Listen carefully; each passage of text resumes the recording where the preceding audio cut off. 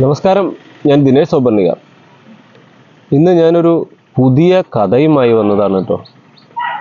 അപ്പോൾ നമ്മളുടെ കഥയിലെ ഈ കഥാപാത്രം ആലപ്പുഴയുള്ള ശ്രീകുമാർ ചേട്ടനാണ്. ആ ചേട്ടൻ്റെ വീട്ടിൽ 8-10 അഡീനിയം ചെടികളുണ്ട്. 2-3 ചെടികൾ മഴ കൊണ്ട് പുറത്തിരിക്കുകയാണ്. യാതൊരു കുഴപ്പവും സംഭവിച്ചിട്ടില്ല. എന്നാൽ ബാക്കി ചെടികൾ, പുതിയ ചെടികൾ മഴ കൊള്ളാത്ത വീടിൻ്റെ ഒരു ഷെഡിൻ്റെ കാർ പോർച്ചിൻ്റെ ഷെഡിൻ്റെ ഭാഗത്തേക്കും ഒക്കെ ആയിട്ട് അഡ്ജസ്റ്റ് ചെയ്ത് നീക്കി വെക്കുകയാണ്. ഇതിൽ പുറത്തിരിക്കുന്ന ചെടികളിൽ കേടില്ലെങ്കിലും വല്ലപ്പോഴൊക്കെ പൂവുണ്ടാവും. എന്നാൽ ഷെഡിൻ്റെ അകത്തേക്ക് നീക്കി വെച്ച വെയിൽ നേരിട്ട് കൊള്ളാത്ത ചെടികളുടെ മേലെ പൂവ് ഉണ്ടാവാറില്ല. കാരണം അത് മഴ കഴിയുമ്പോൾ അദ്ദേഹം എടുത്തിട്ട് പുറത്തേക്ക് നീക്കി വെക്കും. അപ്പോൾ അത് വീണ്ടും അത് നീണ്ടു വന്നിട്ടുണ്ടാവും. കുറച്ച് മുട്ടൊക്കെ ആ സമയത്ത് വരാൻ തുടങ്ങും. പിന്നെ പുറത്തേക്ക് നീക്കി വെച്ച് മുട്ട വിരിഞ്ഞ് ഇതാവും. ആ സമയത്ത് വീണ്ടും പ്രൂൺ ചെയ്യും. ബാക്കി മുട്ടുകൾ ഉണ്ടാവും. അടുത്ത ജൂൺ ആവുന്നതോടുകൂടി അതെടുത്ത് ഷെഡിലേക്ക് നീക്കി വെക്കും. വെളിച്ചം കിട്ടും, വെയിൽ കിട്ടുന്നില്ല. ഈ കഥയിലെ കഥാപാത്രമായ ശ്രീകുമാർ ചേട്ടനോടൊപ്പമുള്ള മറ്റൊരാൾ വേറൊരു അഡീനിയാണ്.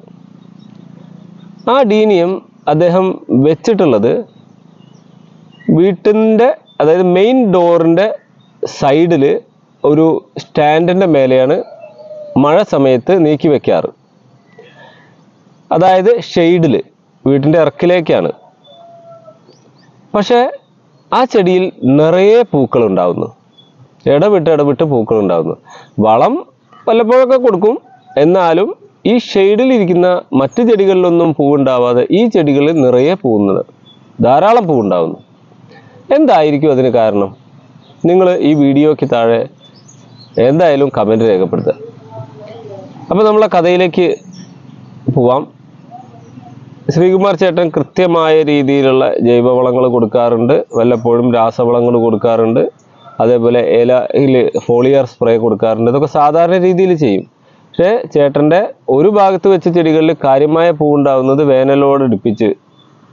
എന്നാൽ വീടിൻ്റെ ഡോറിൻ്റെ അടുത്ത് വെച്ച ഈ ചെടിക്ക് ഇടയ്ക്കിടയ്ക്ക് പൂവ് നല്ല ഉണ്ടാവുന്നു. അവിടെയാണ് നമ്മുടെ മാജിക്ക് നടക്കുന്നത്.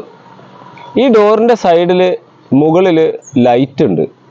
ഒരു ട്യൂബ് ലൈറ്റ്, LED ലൈറ്റ്. മുന്നുണ്ടായിരുന്നത് വലിയ CFL ബൾബൊക്കെ ആയിരുന്നു. ഈ ബൾബ് അവിടെ, ഈ ലൈറ്റ് അവിടെ രാത്രി മുഴുവൻ ഓണാക്കി കിടക്കും. ഈ രാത്രി ഓണാക്കി കിടക്കുന്നത് രാവിലെ ഒരു 6-6:30 വരെ സമയത്തേക്ക് ലൈറ്റ് കത്തി കിടക്കുമ്പോൾ ആ ലൈറ്റിൻ്റെ പ്രകാശം ഈ ചെടിയെ സ്വാധീനിക്കുന്നുണ്ട്. അപ്പോൾ പ്രകാശ സംശ്ലേഷണം പകല് കാര്യമായി നടക്കാത്തതിന് പകരമായി ഈ ലൈറ്റിലും ഈ ചെടി അത് വലിച്ചെടുത്ത് രാത്രി അതിൻ്റെ പ്രവർത്തനം നടക്കുന്നുണ്ട്, ചെറിയ തോതിലെങ്കിലും. ആ ചെറിയ തോതിലുള്ള ലൈറ്റിൻ്റെ ആഗിരണം ചെയ്യലാണ് ആ ചെടിയെ പൂവിടാൻ സഹായിക്കുന്നത്. അപ്പോൾ ഇങ്ങനെ ലൈറ്റ് നിങ്ങളുടെ വീട്ടിലും അഡീനിയം ചെടികളുടെ അടുത്ത് മഴക്കാലത്ത്, അല്ലെങ്കിൽ ഷെഡിലേക്ക് നീക്കി വെച്ചതിൻ്റെ അടുത്ത് ട്യൂബ് ലൈറ്റോ ഫ്ലോറസെൻ്റ് ലൈറ്റോ LED ലൈറ്റോ കളർ ലൈറ്റുകളോ തൂക്കിയിടുകയാണെങ്കിൽ അത് ചെടിയിൽ പൂവുണ്ടാവുന്നതിലും വളർച്ചയിലും നല്ല മാറ്റം വരുത്തും കേട്ടോ. അപ്പോൾ നിങ്ങളതൊന്ന് പരീക്ഷിച്ച് നോക്കുക. ഏതായാലും ഇത് അറിഞ്ഞുകൊണ്ട് ആ ലൈറ്റ് അവിടെ ഉണ്ടായതല്ല. ലൈറ്റിൻ്റെ അടിയിൽ ഈ സ്ഥലമില്ലാത്തത് കൊണ്ട് ആ സ്റ്റാൻഡിൽ ഒരു ചെടി കൊണ്ടുവച്ചു. ആ ചെടിയിലേക്ക് ധാരാളം പൂക്കളുണ്ടായി. ഈ പ്രകാശ സംശ്ലേഷണത്തെക്കുറിച്ചുള്ള, അല്ലെങ്കിൽ ചെടിയുടെ പൂവിടലിനെ കുറിച്ചുള്ള, ചെടിയുടെ വളർച്ചയെക്കുറിച്ചുള്ള ഈ വിവരം നിങ്ങൾക്ക് ഇഷ്ടപ്പെട്ടുവെങ്കിൽ നിങ്ങളുടെ സുഹൃത്തുക്കളുടെ അടുത്തേക്ക് അതൊന്ന് ഷെയർ ചെയ്യുക. അവരോട് നമ്മുടെ ചാനൽ സബ്സ്ക്രൈബ് ചെയ്യാൻ പറയുക. നമ്മളെ മത്സരങ്ങളിൽ പങ്കെടുക്കാൻ പറയുക. Thank you.